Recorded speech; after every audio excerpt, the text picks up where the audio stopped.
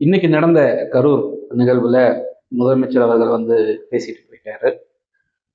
23 நிமிஷம் பக்கத்துல பேசியிருந்தாரு. அதை நான் மாலை ஒரு 6 மணி போலதான் அந்த காணொலி வந்து முழுசா பார்த்தேன். என்னடா புதுசா பேசியிருக்க போறாரு, எவ்வளவு பேசியிருக்காருன்னு பார்த்தோம் அப்படின்னா, திரும்ப திரும்ப அதே திமுக திமுக மேல ஒரு குற்றச்சாட்டு, ஸ்டாலின் அவர்கள் ஊழல் குற்றச்சாட்டுன்னு சொல்லி பேசியிருந்தாரு. ஸோ ஒன்றும் புதுசா மாத்தி பேசல. திரும்பவும் வந்து இடைத்தேர்தலுக்கு தேவையான தேர்தல் பரப்புரையை தான் வந்து பார்த்தீங்கன்னா செஞ்சுட்டு போயிருக்காரு. இதுதான் வந்து நம்ம பார்வையில தெரியுது. அப்புறம் இன்னொரு முக்கியமான விஷயம் என்னன்னு பார்த்தீங்கன்னா, நான் விஜய் அவர்களுடைய அரசியல் இப்போ இருக்கக்கூடிய விஷயங்களை வந்து நான் எடுத்து ஒரு விஷயம் பேசிட்டு இருக்கேன். அவங்க மேல வந்து நம்ம ஒரு கருத்து வைக்கிறோம் அப்படின்னா, விஜய் அரசியல் மேல கருத்து வைக்கிறதுனாலேயே நாங்கள் திமுக ஆதரவாளர்லாம் கிடையாது. திமுக அதிமுகவும் ஒண்ணு. இவங்க 2 பேரும் கூட்டு கலவாணி அப்படிங்கிறத என்னைக்கே செந்தமிழன் சீமான் அவர்கள் சொல்லிட்டார். இன்னைக்கு வந்து கரூர்ல விஜய் அவர்கள் வந்து சொல்லிட்டு போயிருக்காரு. இப்ப நாங்க என்ன சொல்ல வரோம் அப்படின்னா, திமுக அதிமுக மட்டும் இல்ல, இப்ப அதோட தாவேகாவையே சேர்த்துது. ஏன்னா ஏற்கனவேவும் இந்த வக்கீல்கள், அரசாங்க வக்கீல்களை நியமனம் பண்ணக்கூடிய விஷயங்கள் இருக்கக்கூடிய கோடிக்கணக்கான ஊழல் வந்து வெளியே வந்துருச்சு. அதே மாதிரி நீ அடுத்தடுத்து இந்த புதுசா பதவியேற்று இருக்கக்கூடிய எம்எல்ஏக்கள் நிறைய பேர் அவங்கவுங்க வேலையை வந்து ஆரம்பிச்சிட்டாங்க. இதை பத்திலாம் எதுவுமே வெளியே தெரியாத மாதிரி வந்து முதலமைச்சர் அவர்கள் வந்து பேசிட்டு போயிருக்காரு. தமிழ் தேசியம் அதற்கு ஆதரவாக தமிழ்நாட்டில் வந்து இயற்கை வளங்கள் பாதுகாக்கப்படணும், விவசாயம் வந்து பாதுகாக்கப்படணும், அதே மாதிரி கல்வி மருத்துவம் இது அனைவருக்குமே இலவசமாக கிடைக்கணுங்கிற அந்த ஒரு கொள்கை கோட்பாடுல இந்த ஒரு சிந்தனையில இப்ப இருக்கக்கூடிய தமிழக வெற்றி கழகம் ஆட்சி இல்லை அப்படிங்கிறதுனால விஜய் அவர்களுடைய தமிழக வெற்றி கழக ஆட்சியிலும் செய்யக்கூடிய தவறுகளை வந்து நாம சுட்டி காட்டுவோம் அப்படிங்கிறதுதான் நம்மளுடைய குறிக்கோள். அதனால நிறைய பேர் வந்து நம்ம விஜய் அவர்களுடைய ஆட்சியில் இருக்கக்கூடிய குறைகளை சுட்டி காட்டும் போது திமுக ஆதரவாளர் அப்படின்னு நினைச்சிடாதீங்க. பீமன் வலைவலி முழுக்க முழுக்க தமிழ் தேசியத்துக்கான ஒரு ஆதரவான ஒரு வலைவலி. தவறுகள் யாரு செய்தாலும் அதை நம்ம கேட்கலாங்கிற ஒரு மனநிலையில தான் இருக்குது. ஆனால் நாங்க இவங்க தமிழக வெற்றி கழகத்தை எதிர்த்து கேள்வி கேட்டா நாங்க திராவிடர்கள்னு சொல்ல வேண்டாம், தமிழர்களே. அதாவது எங்க ஊர்ல இருக்கக்கூடிய நாம் தமிழர்கள் பொறுப்பாளர்கள் எல்லாத்தையும் கணக்கு பண்ணி பார்த்தோம் அப்படின்னா, பயங்கரமான களப்பணி செய்யறவங்களுடைய பட்டியல் எடுத்து பார்க்கும்போது பிறமொழி பேசுறவங்க தான் ரொம்ப அதிகம். பிற மொழி பேசக்கூடியவர்கள் நாம் தமிழர் கட்சிக்கு ஆதரவாக இருக்கிறது தான் ரொம்ப. அப்ப எவ்வளவு பெரிய ஒரு ஒற்றுமையை காமிக்குதுன்னு பார்க்கணும் நாம் தமிழர் அப்படின்னு வரும்பொழுது. சரி, இப்ப முதலமைச்சர்கள் வந்து கரூர்ல என்ன பேசிட்டு போனார்கள் விஷயத்தை பார்க்கணும்னு தான் தோணுச்சு.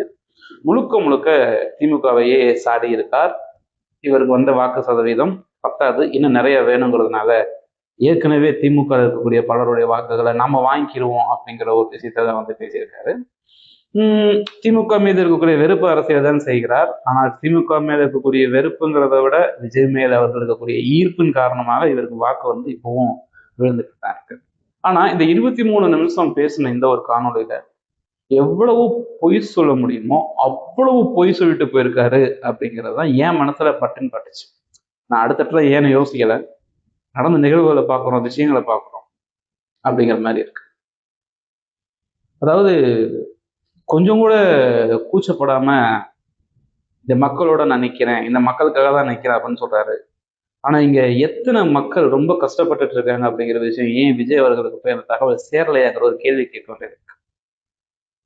நிலம் இல்லாத மக்கள், பட்டா இல்லாதவங்களுக்கு நாங்க வந்து பட்டா வந்து செய்து கொடுக்கறது தேவையான முறைகளை வந்து நம்ம வந்து முறைப்படுத்துவோம், இதை நெறிமுறைப்படுத்துவோம் சொல்லிட்டு, இதே தமிழ்நாட்டுல வீடுகள் எல்லாத்தையுமே முன்னறிவிப்பு கூட இல்லாம இடிச்சு தரமட்டமாக்கி கதர்னாங்க இங்க தமிழ்நாட்டில் இருக்கக்கூடிய மக்கள். ஏன் அந்த செயல்முறையை செய்யணும்? ஒரு மாற்று குடி அது தங்குறதுக்கான இடம் ரெடி பண்ணி கொடுத்துட்டு, தயார் பண்ணி கொடுத்துட்டு அந்த விஷயத்தை செஞ்சிருக்கலாம்ல. அது கண்ணுக்கு தெரியலையா? இந்த நெல்மணிகள், நெல் மூட்டைகள் விவசாய கிடங்குகள்ல பதிவு பண்ண அங்க பத்திரமா வச்சிருந்தக்கூடிய நெல்கள் எல்லாமே மழை பெஞ்சு அதே திராவிட ஆட்சியில் என்ன நடந்துச்சு அதே மாதிரி இங்கேயும் மழை பெஞ்சு நனைஞ்சு முளைச்சு வைக்க இருந்துச்சு. மேடையில பேசும்போது திராவிட முன்னேற்ற கழகம் ஆட்சி என்னமோ நீங்க தான் ஆட்சி இருக்க மாதிரியே நினைச்சிட்டு இருக்கீங்க. நீங்க எல்லாம் ஆட்சியை விட்டுட்டு தமிழக வெற்றி கழகத்தோட ஆட்சி அமைஞ்சு எத்தனையோ நாள் ஆச்சுன்னு சொல்ல தெரியல. எத்தனையோ நாள் ஆச்சுல. ஏன் இன்னும் நெல் குடோன்களை வந்து நெறிமுறைப்படுத்தி பாதுகாக்கிறதுக்கு தேவையான நடவடிக்கை ஏன் எடுக்கல? விவசாயிகளுக்கு நாங்க கண்டிப்பா முழு ஆதரவா இருப்போம்னு சொன்னீங்கல்ல. அப்போ நெல்மணிகளை பாதுகாக்க வேண்டிய கடமைங்கிறது விவசாயிகளோட சார்ந்தது இல்லையா? அப்ப அந்த விவசாயிகளுக்கு தேவையான விஷயங்கள் இது முன்னுரிமை கொடுத்துட்டு செஞ்சிருக்க வேண்டாமா? விவசாயிகளுக்கு பாதுகாப்பா நாங்க இருக்கோங்கிறீங்க. ஆனா இப்ப நம்ம ஒசூர்ல இருந்த ஒரு அணைக்கட்டுல இருந்து காவிரியில தண்ணீர் திறந்து விட்டு இருந்தாங்க. அதுல பாத்தீங்களா எவ்வளவு விவசாய கழிவுகள் அதுல வந்து கலந்து வந்துருந்துச்சு. தண்ணி வந்து அப்படி அந்த பல மேடைகள்ல சீமான் அவர்கள் வந்து இந்த மாதிரி விஷயங்கள்லாம் நடக்குது, இயற்கையை பாதுகாப்போம்னு பேசியிருந்தாரு. ஏன் இதே விவசாயிகளை காப்பாற்றணும்னு நினைக்கிற நீங்க, விவசாயம் பண்றதுக்கு தண்ணி ரொம்ப முக்கியம். ஆனா அந்த தண்ணியில இவ்வளவு தூரம் வந்து நச்சுக்கள் கலந்து வருது அப்படின்னு தெரிஞ்ச உடனேவும் அதற்கான எடுத்த நடவடிக்கைகள் என்ன? ஒரு ரீல்ஸ் போட்டாங்க, எனக்கு அந்த காணொலியை நான் பார்த்தேன், நான் ஒரு வீடியோ பார்த்தேன், நான் பார்த்த உடனே இதை செஞ்சேன் அப்படின்னு சொல்ற மாதிரி இருக்குல்ல. எத்தனை இன்ஃப்ளூயன்சஸ் வந்து இந்த அணைக்கட்டுல இருந்து வந்த தண்ணீர் வந்து இவ்வளவு மோசமா இருக்குன்னு போட்டாங்க. இதெல்லாம் இந்த முதலமைச்சருடைய கண்ணுக்கும் அவரோட காதுக்கும் போகலையா? ஏன் கேட்கலையா? மேகதாது அணை இதை என்ன பேசுனீங்க வச்சுனீங்கன்னா பேசியிருந்தாரு. சிறப்பு. மேகதாது அணை கட்டக்கூடாது. அந்த நிலைப்பாடுல விஜய் அவர்கள் நிற்கிறாரு அப்படின்னா அவருக்கு எங்களுடைய ஆதரவும் இருக்கிறது. அதே போன்று இயற்கை சம்பந்தப்பட்ட விவசாயங்கள் சம்பந்தப்பட்ட விஷயங்களை எந்த முன்னெச்சரிக்கையான நடவடிக்கைகள் வந்து நீங்க எடுத்து, அதாவது கரூர்ல நடந்த நிகழ்வுக்கு எனக்கு மனசு ரொம்ப சங்கடமா இருக்கு, மனசு கஷ்டமா இருக்கு, ரொம்ப வேதனையில இருந்து நான் போய் வீட்டுல உட்காந்து இப்படி நடந்து போச்சு, என்ன பண்ணன்னு தெரியல, நான் வீட்டுல போய் உட்காந்துட்டு இருக்கேன் அப்படிங்கிறப்போ, சார் அங்கிருந்து ஓடி போனது நீங்க தான், இது ப்ரூஃப். நீங்க தான் ஓடி போனீங்க, அங்க நின்று பார்த்து இருந்திருக்கணும். எவனா இருந்தாலும் வாடா பாப்பான்னு இருக்கணும். உண்மையான கதாநாயகன் ஹீரோங்கிறது யாரு? எதையும் பார்ப்போம்டா, எதையும் பார்த்துக்கிறோம் அந்த மனநிலை இருக்கணும்ல. ஓடி ஒளிஞ்சது நீங்க, ப்ரூஃப் இருக்கு, ஒளிஞ்சுக்கிட்டீங்க. அது ஒரு தலைவனுக்கான அழகே கிடையாது. இன்னைக்கு நீங்க ஜெயிச்சுக்கிட்டீங்க போய் உட்காந்து பேசிட்டு இருக்கீங்க. இதை நீங்க தோல்வி அடைச்சிருந்தீங்கன்னா இன்னொரு வெளிநாட்டுல வாங்கியிருந்த இடத்துல போய் உட்காந்து செட்டில் ஆயிருப்பீங்க. பல விஷயங்கள் இருக்கு. பெண்கள் பாதுகாப்பு, பெண்கள் பாதுகாப்பு, பெண்களுக்கான மரியாதை, சிங்கப்பெண்ணை பத்தி நிறைய முன்னாடி வந்து பேசிட்டு இருந்தீங்க. ஆனா இணையதளங்கள்ல உங்களுடைய கட்சிக்கு ஆதரவாக இருக்கக்கூடியவர்கள் பேசக்கூடிய வார்த்தைகள் எவ்வளவு ஆபாசமா இருக்கு தெரியுமா? ஒரு குடும்பத்தை எப்படி சித்தரிச்சு பேசுறாங்க தெரியுமா? இதை கண்டிச்சு இதெல்லாம் செய்யக்கூடாதுன்னு சொல்றதுக்கு இந்த முதலமைச்சர் அவர்களுக்கு ஏன் இந்த விஷயம் அவருக்கு போய் சேரலையா?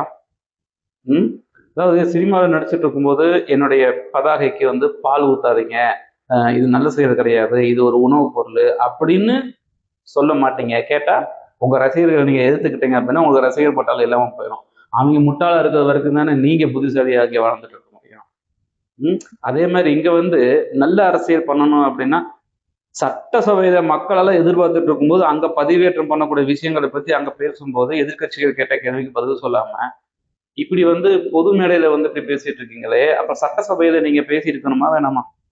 வாய் இருக்குங்கிறதுக்காக எது வேணாலும் பேசுவீங்களா அப்படின்னா, அப்ப இதே வாய் இருக்க போய் தானே உங்களுக்கு போன தடவை மேடையில பேசும்போது நல்லா வந்துரும் அப்படின்னு சொன்னீங்க. அப்புறம் உங்களுக்கு இருக்கிறது வாய் தானே.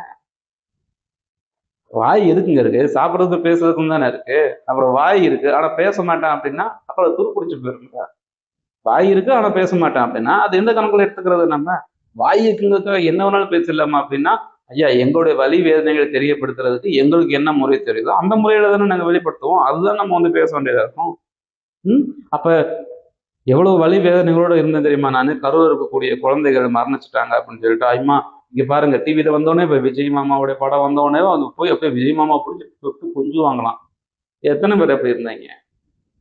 குழந்தைங்களுக்கு அவங்க அம்மா அப்பா யாரை தரழுதிக்க வச்சு கொண்டாடுறாங்களோ அவங்கள தான் பிடிக்கும். இப்ப எங்க வீட்டுல எல்லாம் ஒரு சில யூடியூப்ல காணொலிகளை பார்க்கும் போதெல்லாம் தேசிய தலைவருடைய பாடல் வரும்போது எங்க வீட்டு பிள்ளைகள் அதை பார்த்துட்டு என்ன சொல்லுவாங்க அப்படின்னா, அப்பா இவங்க தானே அவர் பிரபாகரன் அவர்கள் அப்படின்னு சொல்லுவாங்க. அவங்களுக்கும் அப்போ அதே பிரபாகரனுடைய பாடல்கள் ஓடும்போது போய் அந்த கன்னத்தோட கண்ணமா வச்ச பிள்ளைகள் இருக்காங்க. ஐயா பிள்ளைகளுக்கு விவரம் தெரியாது. விவரம் தெரியாத பிள்ளைய சொல்றதை வச்சுக்கிட்டு நீங்க வந்து இப்படி பேசுறதுன்றது எந்த அளவுக்கு நம்ம சொல்ல முடியும்? அன்பு பாசம் அப்படிங்கிறது நம்ம பிள்ளைகளுக்கு யார் அவங்களுடைய தந்தை தாயும் காமிக்கிறாங்களோ அதை பொறுத்து தான். என் பிள்ளைகளுக்கெல்லாம் நான் வந்து இந்த மாதிரி விஜய் இருக்காரு பாரு, சூர்யா இருக்காரு பாரு, அஜித் இருக்காருன்னு பார்த்து வளர்க்கலங்க. தேசிய தலைவர்களுடைய சிந்தனை என்னன்னு சொல்லி வளர்த்துருக்கோம். எங்க ஊர்ல தேனி மாவட்டத்தில் இருக்கக்கூடிய சின்னமூர்ல, அதாவது நம்மளுடைய காமிய கவுண்டன் பட்டு இருக்கக்கூடிய ஹீரோ வந்து மீனாட்சி சுந்தரம் தான் ஹீரோ அப்படின்னு சொல்லி என் பிள்ளைகளுக்கு நான் சொல்லி வளர்த்துருக்கேன். அதனால எல்லாருமே இங்க உட்காந்துட்டு அப்படியே திரையில பார்த்தோன்னே உங்களை அப்படியே கொஞ்சிட்டாங்க கொலா விட்டாங்கன்னு நினைக்காதீங்க. என்னதை போட்டு கொஞ்சம் கொலா இருக்கும்? கொஞ்சமாவது உட்காந்து டிவியில வந்துட்டு நீங்க சரக்கடிக்காம இருக்கக்கூடிய பாட்டை என் பிள்ளைகளை வச்சு பார்க்க முடியுதா? சரக்கு வச்சிருக்கேன், இறக்கி வச்சிருக்கேன், வறுத்த கோழி மிளகு போட்டு வறுத்த வச்சிருக்கேன், அரைக்குறை ஆடின பாட்டை என் பிள்ளைகளுக்கு போட்டு காமிச்சு பார்த்தியாப்பா எப்படிப்பட்ட முதலமைச்சர் நமக்கு அமைஞ்சிருக்காருன்னு சொல்லுவேன். இல்ல தங்க நேரத்துக்கு தான் தமிழ்நாட்டை எழுதி தரட்டுமா அப்படின்னு சொல்லிட்டு ஆட்சிக்கு வர்றதுக்கு முன்னாலே தமிழ்நாட்டில் எப்படியெல்லாம் வித்து கொடுப்பேன் எழுதி கொடுப்பேன் அப்படிங்கிற மாதிரி பாடல்களை எழுதி வச்சுட்டு நீங்க பாடினீங்களே அதை சொல்லி கொடுக்குவா என் பிள்ளைகளுக்கு? இல்லை சட்டை எழுந்து சிகரெட்டை இப்படி எடுத்தீங்களே இதாண்டா ஸ்டைல்னு சொல்லி என் பிள்ளைகளுக்கு சொல்லி கொடுக்குவா? நீங்க என்ன அவ்வளவு பெரிய எம்ஜி ராமச்சந்திரன் மாதிரியான ஆட்களா? அவருடைய பாடல்கள் இருக்கக்கூடிய வரிகள், அதாவது எப்படி சொல்றது அப்படின்னா, எல்லா கெட்ட பழக்கத்தையும் போதைப் பொருள் சம்பந்தப்பட்ட விஷயங்கள் எல்லாத்தையும் திரையிலிருந்து இளைஞர்கள் மனசுல விதைக்கிறதுக்கு சினிமாங்கிறது ஒரு ஆயுதமா இருக்கு. அதுல அதை பரப்புன ஒரு பங்கு பொறுப்பும் உங்களுக்கும் நிறைய இருக்கு அப்படிங்கிறத நீங்க மறந்துட்டீங்க. பல விஷயங்கள் இதை பேசியிருந்தாரு. முக்கியமா கரூர்ல நடந்த நிகழ்வு, அந்த சோக சம்பவத்துக்கு போய் அங்க போய் ஆறுதல் தெரிவிப்பாரு. இதை வந்து சோகமாக தெரிவிப்பாருன்னு பார்த்தோம்னா மனசு சங்கடமா இருக்குங்கிற விஷயத்தை ஸ்கிரிப்டை பார்த்து படிச்சு விட்டுட்டு இதே கரூர் நிகழ்வு நடந்த அடுத்த 6 மாசத்துல போய் ஜனநாயகன் படத்துடைய பாடல் வெளியீட்டு விழா, இசை வெளியீட்டு விழா இருக்கு இல்லையா, அதுல போய் உட்காந்து நல்லா டங்கு டுங்குன்னு ஆடி முடிச்சுட்டு கடைசி இங்கே வந்து நான் எவ்வளவு கஷ்டப்பட்டேன் தெரியுமா? அதாவது சோசியல் மீடியால இருக்கு, நீங்க வந்து ரூட் அப்படிங்கிற ஒரு நிறுவனத்தை வச்சு அந்த நிறுவனம் செய்யக்கூடிய மாஃபியா வேலைகள் எதுவுமே இங்க இருக்கக்கூடிய பொதுமக்களுக்கு இன்னும் வெளியே தெரிய வரல. முழுசா தெரிய வரும்பொழுது இப்படிப்பட்ட ஆளாடாயிவன் அப்படிங்கிற மாதிரிதான் ஒருத்தர் பேர் வந்து உணர்வாங்க. ஐயா, தமிழ்நாட்டை கூடிய ஆள்பவர்கள் இப்போதைக்கு எந்த கட்சி வேணாலும் ஆண்டுக்குங்க. இங்க இயற்கை வளங்கள் பாதுகாக்கப்பட வேண்டும், நீர்நிலைகள் பாதுகாக்கப்பட வேண்டும், கல்வி மருத்துவம் இலவசமாகவும் தரமாகவும் கொடுக்கப்பட வேண்டும், தமிழ் தேசியம் மீட்டெடுக்கப்பட வேண்டும். இதை பண்ணக்கூடிய எந்த அரசியலாக இருந்தாலும் நாம வர வைப்போம். அதுவரை நம்மளுடைய விமர்சனம் தொடரும். நன்றி. இதான் முதல் முறை பீமன் ஒரு வலைவலியை பார்த்துட்டு இருக்கீங்கன்னா சப்ஸ்கிரைப் பண்ணி உங்க ஆதரவு தெரிவிங்க. அடுத்த காணொலியில்